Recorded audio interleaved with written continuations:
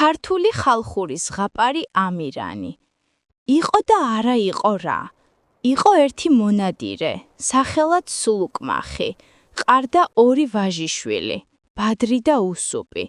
სულუკმახი თავის სიცოცხლეში ნადირობდა და განთქმულო მონადირედაც ითვლებოდა. ერთხელაც წავიდა სანადიროდ, დაუღამდა და ერთ გამოქვაბულ კლდეს მოადგა. იქ ქალღმერთი დალი ცხოვრობდა. შუაღამისას მაღლიდან ქალის წივილი მოესმა. სულუკმახი წამოხდა, კლდეს ირგვლივ შემოურბინა, მაგრამ ასავალი გზა ვერ იპავა. დილით სულუკმახი სოფელში წავიდა. მტეხელს რამდენიმე ცალი სატეხი გააკეთებინა, თან ჩაქუჩიც წამოიღო და უკან დაბრუნდა. სატეხები კლდეს მიეჭედა და საფეხურები გააკეთა. სულუკმახმა მაღლა მწოლარე ქალი ნახა. რა ტყვირი, რა გაჭირვება გაქვს? ეკითხა ქალს. მე ვარ განთქმული ქალღმერთი დალი. ერთ ღამეს, როცა მეძინა, გვერდით მომწოლო და ერთი მონადირე, სახელად ცამცუმი და ჩემი ოქროს ნაწნავები დაეჭრა. გამომეღვიძა, მაგრამ წინააღმდეგობა ვეღარ გაუწიე და წავიდა. ახლა სიკვდილის დრო მომიახლოვდა. აიღე ჩემი დანა, გამიჭერი შუაზე მუცელი. შიგ ცოცხალი ბავშვი მყავს და ამოიყვანე. ცოდვაა, სამარეში ცოცხალს ნუ ჩამატანო. ამას მუცელში დრომდი რომ დასცლო და დიდი გმირი გამოვიდოდა. წაიყვანე ბავშვი, თუ ვაჟი იყოს ამირანი დაარქვი, თუ ქალი, რაც შენი ნებაა ისა. 3 დღე ღამე უშობელი დეკეულის გვამში გაჩერე. 1 დღე ღამე ყურაღის გვამში და გაიზრდება, უთხრა დალიმ. სულუკმახმა მაშინვე გაჭრა ქალი და ამოიყვანა ბადრივით ვაჟი. ქალმა კი სული დალია. სულუკმახმა ბავშვს ამირანი დაარქვა. წაიყვანა შინ, 3 დღე და ღამე დეკეულის გვამში ამყოფა. 1 დღე და ღამე კი ყურატის გვამში და ზრდის თავის შვილებთან ერთად. შვილებსა და დედას ძალიან უყვართ პატარა ამირანი. სულუკმახმა თქვა: საწყალი კაცი ვარ და ბავშვი მდიდიარს უნდა მოვანათვლინოო. ნათლობაში უფალმა ღმერთმა ჩამოიარა და დასულუკმახს უთხრა: მე მომანათვლინეო. ხათრი ვეღარ გაუტეხა და მოანათვლინა. უფალმა ღმერთმა ნათლულს დაანათვა აღელვებული მტკვრის სიმარდე, მგლის მუხლი და გაქანებული გუთნეულის ძალა. გავიდა ხანი. გაიზარდა ამირანიც. ისეთი ღონიერი გახდა, რომ მიწას უმძიმდა იმისი ტარება. უსუპი და ბადრი მშვენიერები იყვნენ. ცოტა კაცია ამირან, ცოტა სმაჭამა ეყოფა. სადილად ბუღა კამეჩი, ვახშმა და არც 3 ეყოფა.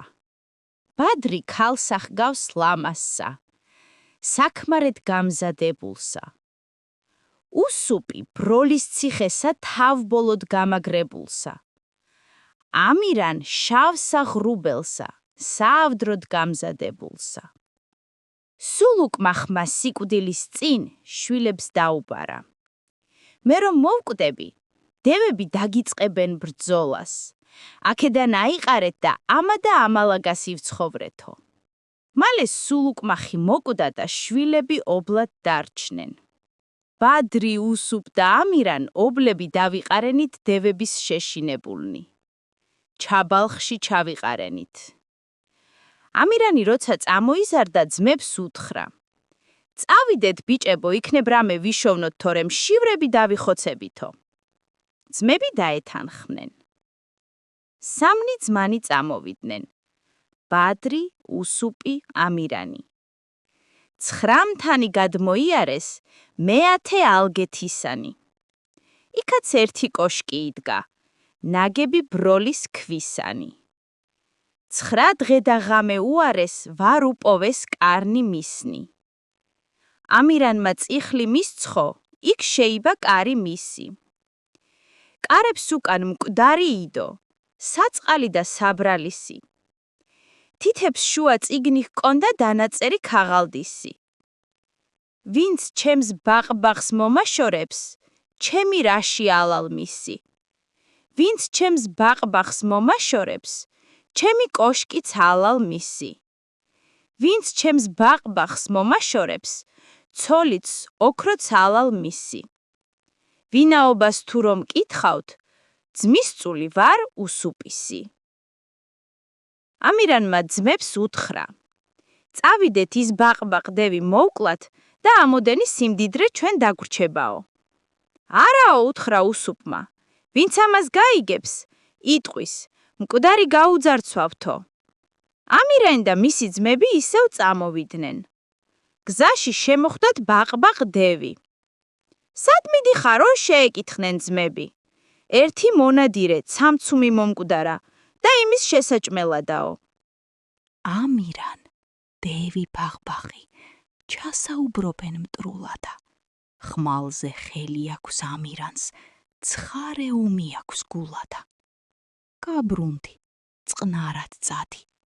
შენ ადამიანის ხორცს ვინ შეგაჭმევსო? უთხრა ამირანმა. მას შენ დამიჭერ გზასაო, უპასუხა ბაღბაღდევმა დაცინვით.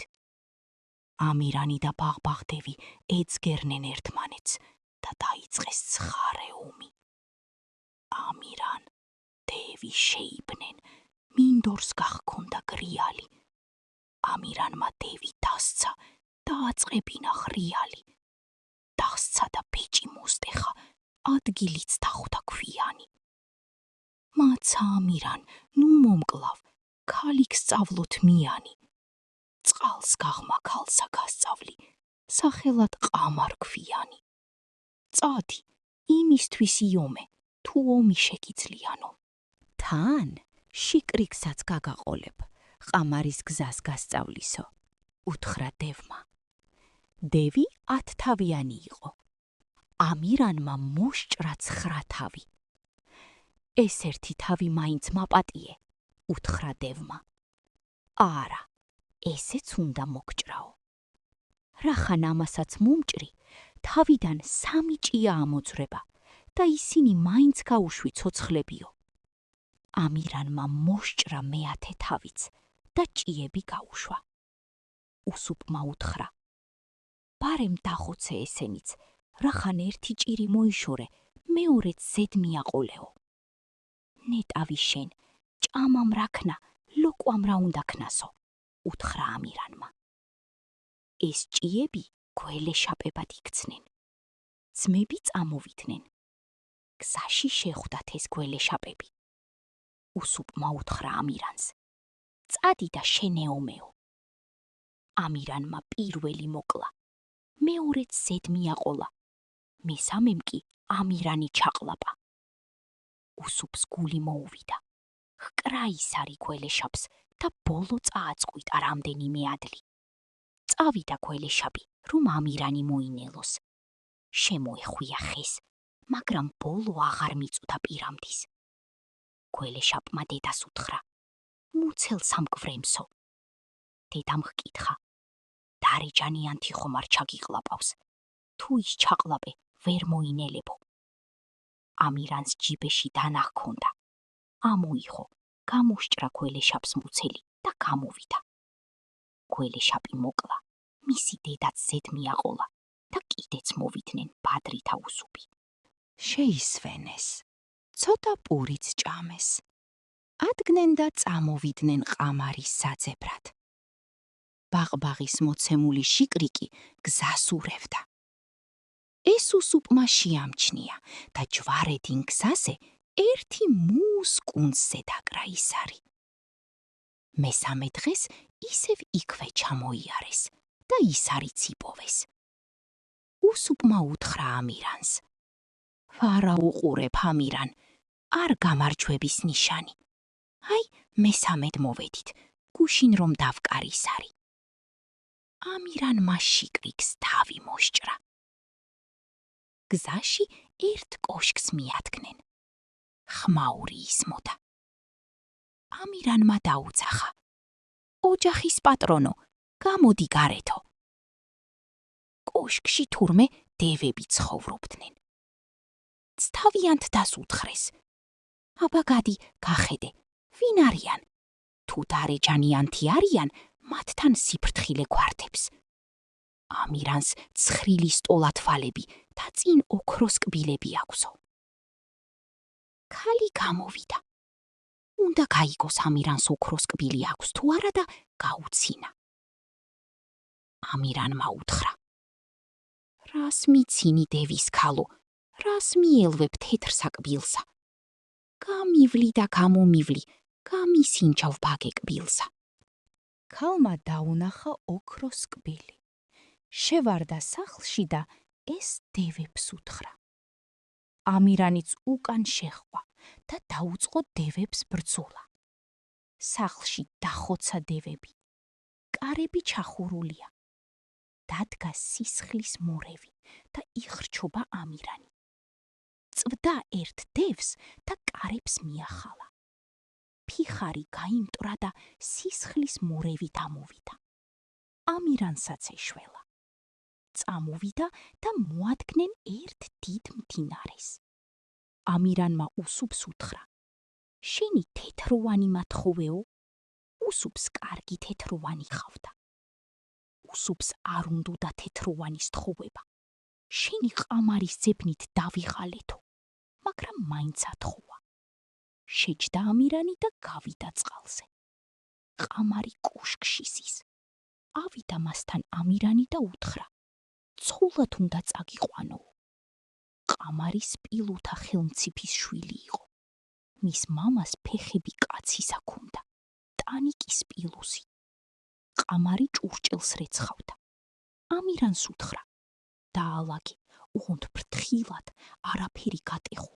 თუ გაგიტყდა რამე, მაშინ მამაჩემს ამბავს მიუტანენო. ამირანს ერთი თებში სამჯერ დაუვარდა. აუღო, ძირს დაახითქა და გატეხა.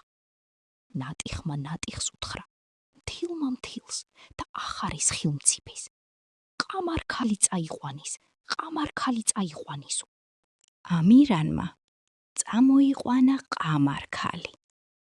ყამარმა თან წამოიღო მარილის კუნიტი, სავარცხელი და სარკე.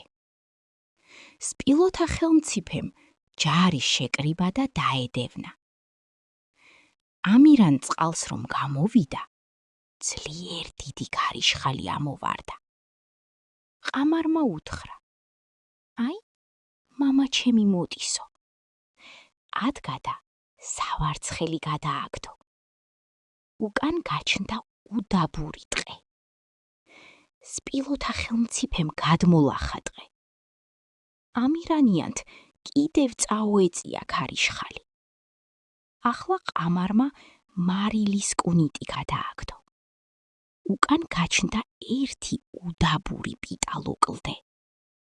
სპილოთა ხელმციფემ გადმოლახა ისეც. ამირანიანთ კიდევ წამოეწია ქარიშხალი. ყამარმა გადააგდო სარკეც. უკან გაჩნდა დიდი ზღვა. შემოესია ამ ზღვას სპილოთა ხელმციფის ჯარი. მეტი ნაწილი გამოვიდა. ამირანიანთ კოშკში მივიდნენ. ცოტა ხანში კოშკს სპილოთა ხელმციფის ჯარიც მოადგა. აბა უსუბ, უნდა ეუმოო, უთხრა ამირანმა. უსუბმა დაუბარა ამირანს: სანამ ჩემი ხმალი პრიალებდეს, მანამ არ გამოხვიდეთო. ფივრიუმა უსუბმა, მაგრამ დაინახეს, რომ მისი ხმალი ახარ პრიალებდა. გავიდა ახლა ბადრი. მანაც იგივე უთხრა ამირანს. როდესაც დაინახა ყამარმა, რომ ბადრიც აღარ არის, გაახვიცა ამირანი. ჩავიდა ამირანი და დაუწყო ბრძოლა ჯარს. სპილოთა ხელმციფეს ერთი ჩარხი ჰქონდა. თვითონ ატრიალებდა მას და ჯარი სულ მრავლდებოდა და მრავლდებოდა. ამირანმა იმდენი იომა, რომ იმ ჩარხს მიადგა ჰკრა ხმალი და დაამტრია. მერე ჯარი აღარ მრავლდებოდა და სულ გაწყვიტა. ახლა შეიბნენ ამირანი და სპილოთა ხელმწიფე. ხელმწიფეს სპილოს ტანი აქვს. ამირანი ამ ტანზე სცემს ხმალს და ვერაფერს აკლებს. ეს დაინახა ყამარქალმა და კოშკიდან გადასცახა. ამირან, დოლე, გოლეო, ომში გაქებელ ხოლმეო, ომი კარგი გცოდნია, ხერხი ვერ მოიგონეო. ზევით რატომ სცემთ სპილოსა, ქვევით მოუსვი რბილოსა. ეს გაიგონა ამირანმა, მოუსვა ხმალი ფეხებზე და მოსჭრა. მაშინ სპილოთა ხელმწიფემ დაუძახა. შეხედე ავსა ყამარსა, ეს ვინ არჩია მამასა. ვაი თუ ხელში ჩაგიგდე, ხელში გაგიყრი დანასა. ამირანმა აკუწა სპილოთა ხელმწიფე და ავიდა კოშკში. ყამარმა დაუძახა, წადი, შენი ძმები იპოვეო. წამოვიდა ამირანი, დახოცილი ჯარი დაათვალიერა და იპოვა მკვდარი ბადრი და უსუპიც. ერთად დააწყო და თქვა, ამათთან მეც უნდა მოვიკლა თავიო. ხან ხმალს დაიკრავს თავში, ხან რას, მაგრამ არ კვდება. გამოვიდა ერთი ქაჯი და ამირანს უთხრა, რახან ძალიან გინდა სიკვდილი, შენი სმლით ნეკა თითიდან სისხლი გამოიშვი და მოკვდებიო. გაიჭრა თითი, გამოიშვა სისხლი და სული დალია. ყამარმა ეს დაინახა კოშკიდან, გამოიქცა, დაიწყო ტირილი და გნიასი. გამოძვრა ერთი პატარა თაგვი და დახოცილებს დაუწყო სისხლის წუწნა. ყამარმა დასცხო მათრახი და თაგვი მოკლა. გამოვიდა მეორე თაგვი და უთხრა, აიშე ავოდიაცო, მთელი ქვეყანა ამოაწყვეტინე, ქმარ მაზლმიც წინ გიწყვია დახოცილები, ბრალი შენი, თორემ ამ თაგვს მე ახლავე გავაუცხლებო. მოგლიჯა სამყურა ბალახი, მოუსვა თაგვს და გააცოცხლა. ეს დაინახა ყამარმა. მანაც მოგლიჯა იგივე ბალახი, მოუსვა დახოცილ ქმარსა და მაზლებს და გააცოცხლა. წამოვიდნენ კოშკში. ამის შემდეგ მრავალი გმირობა გამოიჩინა ამირანმა. მრავალი დევი და ავისული დახოცა. მისი მომრევი ქვეყანაზე არავინ იყო. ერთხელ ამირანს გზაზე შემოხვდა განთქმული გმირის ამბრისდა. მკვდარც მას მიასვენებდა ურმით. ამბრს ურმიდან ცალი ფეხი გადმოვარდნოდა და ფეხი როგორც გუთანი ეგრე ხნავდა. დამ ამირანს შესძახა. აუწიე ფეხი და დაუდე ურემზე დაო. დაეჭიდა ამირანი, მაგრამ ცურაც ვერ უყო. დამ ასწია და დაუდო ურემზე ფეხი. მერე უთხრა, ღმერთმა ხომ იცის ამირან, შენ ამბრს ვერ მიედარები. ცოცხალი ცოცხალს აგჯობდა, მკვდარსაც ვერ შეედარები. ამირანს დედამიწაზე მომრევი არავინ ყავდა. დევები სულ გაწყიდა და მერმე აღარ არიან დედამიწაზე. ერთხელაც ამირანი იალბუზის მთაზე მიდიოდა. გზაში თავისი ნათლია, უფალი ღმერთი შეხვდა. ნათლიავ, ასეთი ღონე რად მინდოდა? ჩემთან შემბმელი აღარავინაა ქვეყანაზე. მოდი, ახლა მე და შენ ვიჭიდაოთო. უფალი ღმერთი მოხუცია, ხელში ხის ჯოხი უჭირავს. აბა, მე ამ ჯოხს დავარჭობ და თუ ამოაძრობ, გამარჯვებული იქნებიო, უთხრა მან. დაარჭო უფალმა ჯოხი, დაწვდა ამირანი და ამოიღო. მეორედაც დაარჭო, მეორედაც ამოიღო ამირანმა. ნეტავი რას მათამაშებ, რად მაწვალებო? მაშინ უფალმა შეულოცა ამ ჯოხსა და ისე დაარჭო. ჯოხმა დედამიწაში ფესვები გაიდგა. დაეფხაუჭა ამირანი, მაგრამ ვეღარ იღებს. ღმერთმა ამ ჯოხზე გადააგდო ჯაჭვი და ამირანი მიაჯაჭვა. გაუჩინა თხეში ერთი პური და ერთი ჭიქა წყალი. მცველად ყურშა დაუნიშნა. წლიდან წლამდის ყურშა ლოკავს ამ ჯაჭვს. ამირანს ხელში ურო უჭირავს. დიდხუთშაბათ დღეს მოფრინდება ერთი ბოლო ქანქარა ჩიტი და ჩამოჯდება ჯაჭვზე. ამირანი დასცემს უროს. ჩიტი გაფრინდება, ჯოხი კი ისევ ჩაერჭობა მიწაში. ყურშა ლოკავს ჯაჭვს, სადაცაა უნდა გაწყდეს, მაგრამ დიდხუთშაბათ დღეს მჭეთლები უროს დაჰკრავენ ქრთემლზე და ჯაჭვი ისევ მდელდება. მას შემდეგ ამირანი იალბუზის მთაზეა მიჯაჭვული, რომ აიწყვიტოს, ქვეყანას ააუხრებს და პირველად მჭეთლებს მოსპობს. ნათლიავ, ასეთი ღონე რად მინდოდა? ჩემთან შემბმელი აღარავინაა ქვეყანაზე. მოდი, ახლა მე და შენ ვიჭიდაოთო. უფალი ღმერთი მოხუცია, ხელში ხის ჯოხი უჭირავს. აბა მე ამ ჯოხს დავარჭობ და თუ ამოაძრობ, გამარჯვებული იქნებიო, უთხრა მან.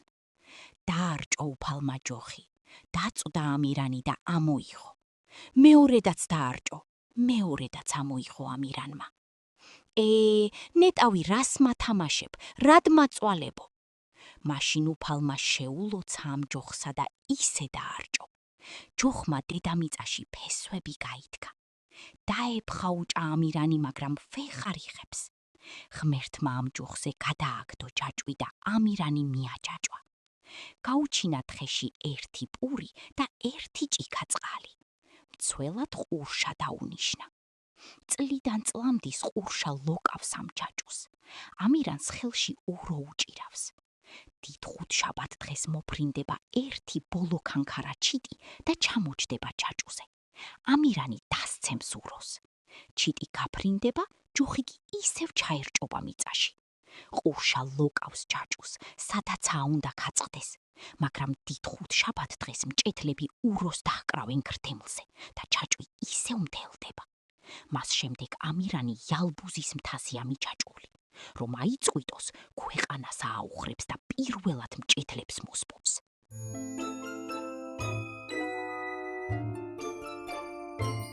ზღაპრის დასასრული. გამოიწერეთ YouTube არხი ძილის წინ ზღაპრები.